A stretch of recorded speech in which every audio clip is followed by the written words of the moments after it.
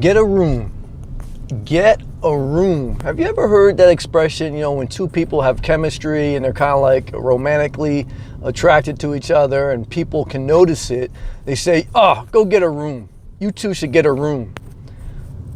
That is what you should apply to the nomad life. When you're sick, get a room. When there's extreme weather, get a room. When you need a break from living on the road, get a room.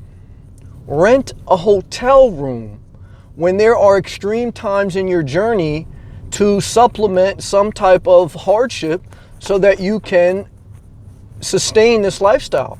Now, I don't do it often. I don't really do that much at all, but I interact with people that live full-time in their car, vans, RVs, mainly cars. And what I can tell you is, I know a guy that recently reached out to me, AJ, down in Miami Beach. He got sick. He was eating some shit. He was eating some stuff he shouldn't have ate. And he got sick, and he says, Sam, you know what? I'm thankful, though, because I'm saving money, living in my car. I was able to get a 5-star hotel and stay there for a few nights to recover. Now, whether that's true, whether that applies, doesn't matter. That's a principle, okay? That's what you could do. That's what you could do, because you should be saving money if you're living in your car. If you're not saving money living in your car, then you got bigger problems than what RV to pick or what car to pick. You got an income problem.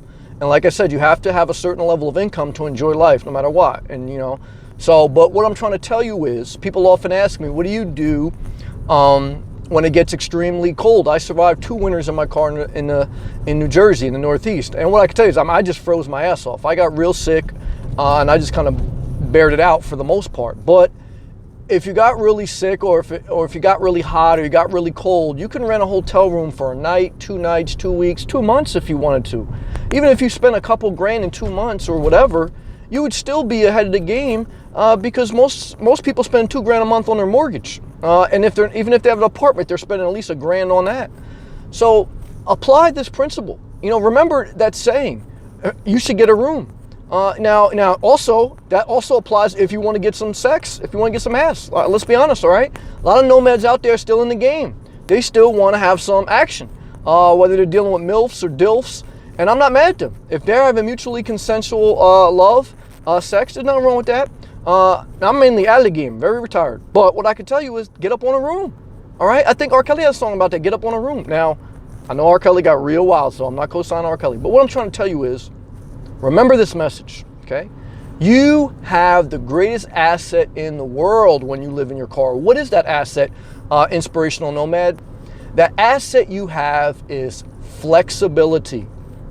Flexibility is leverage, okay? You have flexibility because you have extra resources, and use those extra resources to maneuver, to be flexible, to adapt, to move around the conditions that you may face. When you're static, you're rigid, okay? When you're in a fixed location, you can't just pick up and move your house if a hurricane's coming. You can't just pick up and move your house if you lose the heating or if you lose the cooling. You can't just pick up your house and move it if you want to, do something on the side and get a MILF. Listen, I'm not co-signing adultery. What I'm trying to tell you is, remember this. Get up on a room, okay? Get a room, get through the hardship, refresh yourself, refocus, then back on the road. If it's something you want to do, that's an option. Don't mind, fuck it. Don't ask every nomad that's out on YouTube, what are you doing when it's hot? What are you doing when it's cold? What are you doing when you're on sex? What are you doing when you get sick? Look, just get a room, okay? Whether it's Hotel 6 or whether you're down in Miami in a 5-star hotel, just get a room. It's not rocket science over here, right, guys? We're living in a car. We're not, negotiating peace treaties, all right? Let's stay focused. Let's stay positive, and seasonal work still sucks, all right? Bottom line, I don't care who's still mad at that, all right?